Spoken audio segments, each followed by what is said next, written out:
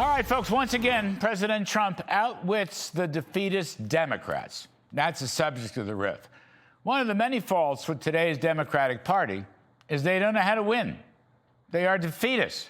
They find themselves on the wrong side of all kinds of 80-20 issues, like open borders, defending illegal criminals, waste, fraud, and abuse, corruption, tax hikes, men and women's locker rooms.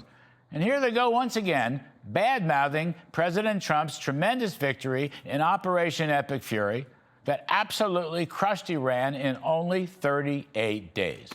Of course, these defeatist Democrats now want to limit the commander-in-chief's foreign policy powers at almost exactly the moment where Mr. Trump and our mighty military and American patriots everywhere have scored a tremendous victory. Is the war over? Well, let's wait and see. President Trump will never cut a bad deal. He has opened the Strait of Hormuz to take the pressure off energy prices. He's keeping all the U.S. military forces in place in the Middle East just to make sure a badly defeated Iran makes a peace deal. They may misbehave, more bombing will occur. If they don't agree to turning over the enriched uranium to the U.S., then more bombing may be necessary. Ditto for their missile programs. Ditto if they keep bombing our Gulf allies.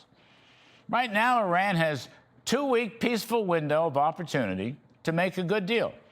Essentially, their Navy, their Air Force, their air defenses, their industrial base, all that has been crushed. Even their ally, China, needs their oil and has put diplomatic pressure on Iran to make a deal. Now, whether Mr. Trump's ceasefire has given up some leverage for the final peace deal, well, that remains to be seen. But our military will remain in the region and can exercise their whip hand at a moment's notice. Our negotiators know what's worth discussing with Iran and what's completely out of bounds. And if they don't, then surely the president will know. The Iranians like to delay and stall, but President Trump is an action executive. I think we should all figure these next 2 weeks will be Iran's last window before literally the roof totally caves in on them. Meanwhile, the defeatist Democrats are once again on the wrong side of the political divide.